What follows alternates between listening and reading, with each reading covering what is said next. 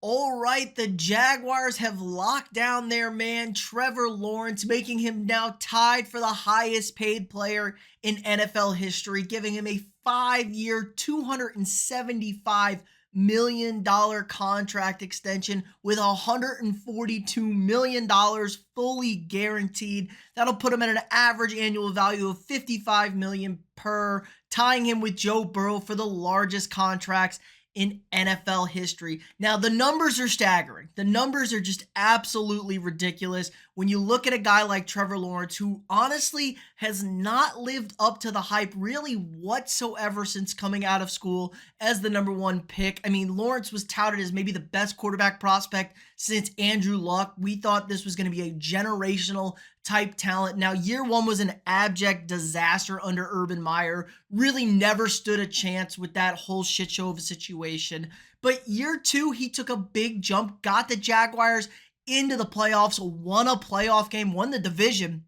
And it seemed like, oh yeah, they're taking the next step. They have Doug Peterson, who's won a Super Bowl as a head coach. We're going to see Lawrence flourish.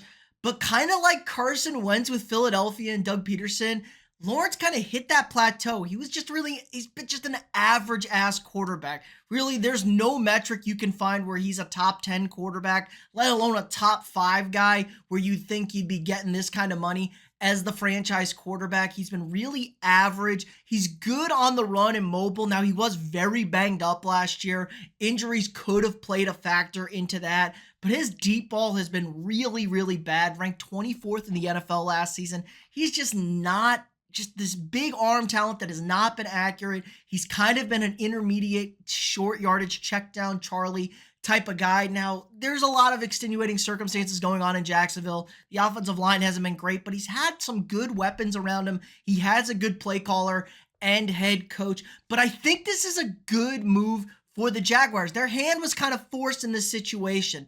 They extended Lawrence early rather than later because as we continually see, quarterback contracts are just getting astronomical, out of this world massive. I mean, Herbert, Goff, Burrow, everybody not named Patrick Mahomes is making too much money, it feels like. And then you're going to have Jordan Love, Tua Tagovailoa, and Dak Prescott coming up for new contract extensions. And we could see this number tip into the 57, 58, maybe $60 million per range for these quarterbacks.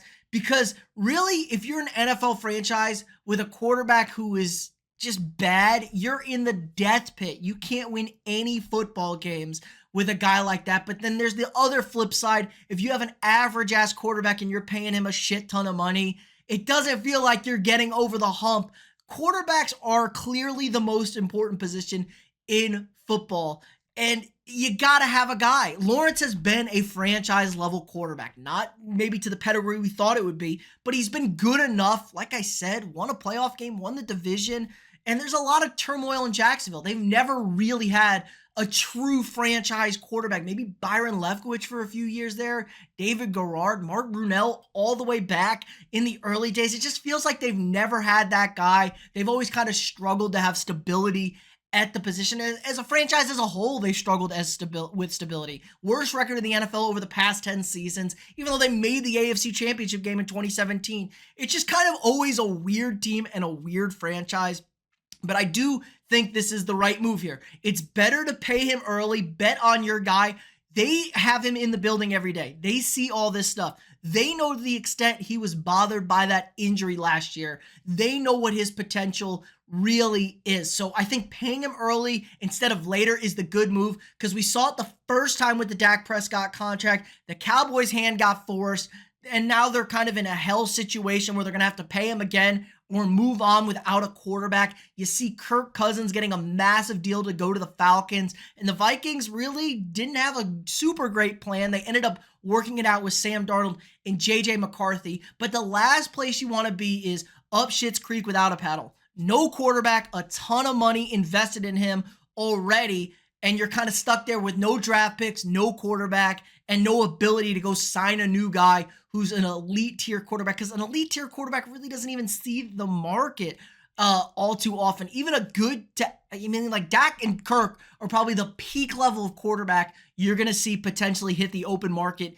in the NFL these days. And the salary cap just keeps going up. We're going to see bigger and bigger contracts, larger and larger percentages of the cap getting hit to the quarterback. But I mean, what else are you going to do? Like I said, do you really want to be the Chicago Bears forever? Do you want to be the Washington Commanders since they let go of Kirk Cousins? I mean, it's been a whole dumpster fire at the quarterback position. You want to be relevant. You want to win games. You want to at least make the postseason. That's what the owners want. It helps generate revenue. You need to put butts in the seats. And a guy like Lawrence sells tickets. The ladies love him. They love Lawrence. Let's be honest here. You got to get people watching. You got to get people in the building. So I do ultimately think it's a shocking move, but going to be the right move for the Jaguars. Now, it could totally blow up in their face. Lawrence is awful this upcoming season, and they're stuck with this massive contract that teams have been able to get out of or trade away. But still, it's a lot of dead cap money you get hit with. We'll see how we're going to ultimately navigate this kind of new era of that. We'll see what the Broncos do with the Russell Wilson dead cap, the largest dead cap hit in the history of the NFL. So lots of good moves, lots of bad moves, lots of question marks still need to be answered. But let me know what you guys think in the comments below. Do you like extending Lawrence early, or you think they should have waited a year, potentially let him walk and start over at the quarterback position? Let me know what you guys think in the comments below. If you haven't already, drop a quick like on this video, hit that thumbs up, subscribe to the channel. We got new sports content every single day. If you want to support the channel more, sign up for a channel membership. Helps support me, allows me to keep making this great content for you guys every single day. You get all sorts of cool access to perks, get exclusive access to videos, early access to videos. Again, like, subscribe, and share, and I'll see y'all tomorrow.